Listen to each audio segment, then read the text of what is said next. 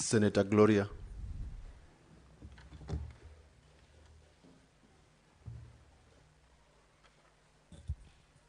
Thank you, Mr. Speaker.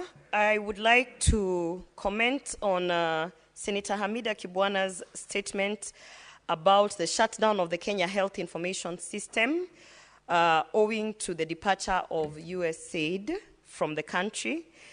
Mr. Speaker, it is very unfortunate that we are living in difficult times. I think this is this is an example to show that as much as we are accepting aid and as much as we are saying that it is okay to have donors and all these international organizations supporting us in one way or another, Mr. Speaker, as you are aware, this is a very vital system. The Kenya Health Information System is a system that was holding data, medical data, health data of Kenyans. And it is that same system that is used to even have a foresight or focus on outbreaks and all sorts of sensitive things, Mr. Speaker. And owing to the departure of USAID, you can see now the system has been shut down. And the questions that Senator Hamida Kibwana are asking should actually open our eyes in terms of who are we trusting our systems, or who are we trusting some of our development projects with, even if it is international organizations. You can see that one of the questions that is being asked, Mr. Speaker, and that is why I want to highlight this so that Kenyans can understand, is that she's seeking to find out whether the Ministry of Health had an exit strategy or a handover process to ensure the continuity of the health data management. Mr. Speaker, I have always spoken about resiliency plans in terms of our programs, in terms of our systems, IT or otherwise. And right now we are in a situation where we don't even know if our health data has been accessed by third parties. We are in a situation where we do not have a resiliency plan, Mr. Speaker. And that can only mean that, God forbid, if we have an outbreak today, we might not even be able to do what is necessary to curb that outbreak and put in measures to ensure that Kenyans are safe.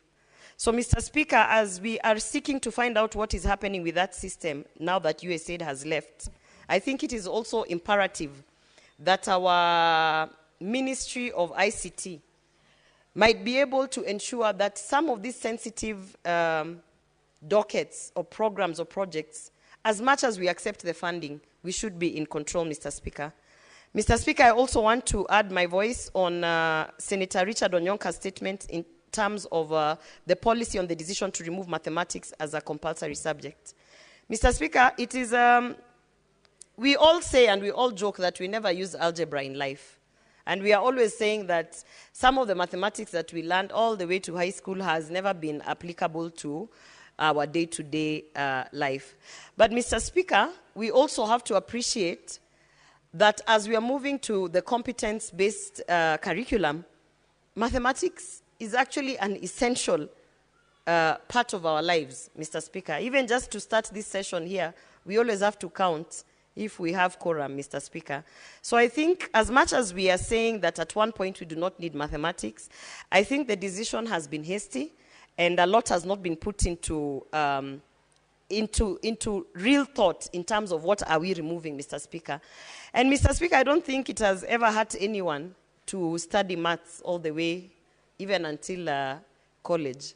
I did not like mathematics. I have never liked it.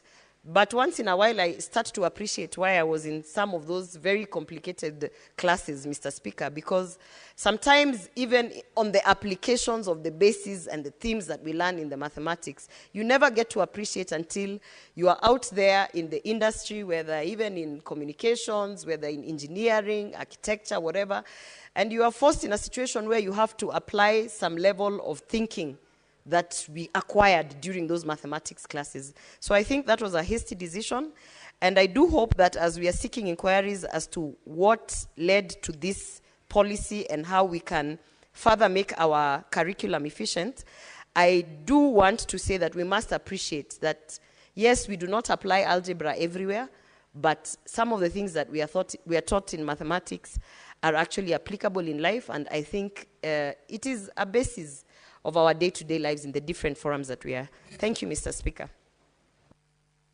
Senator Beatrice Ogola. I thank you, Mr. Speaker, sir. Mr. Speaker, sir, I want to start by supporting the first two statements on Order 52.1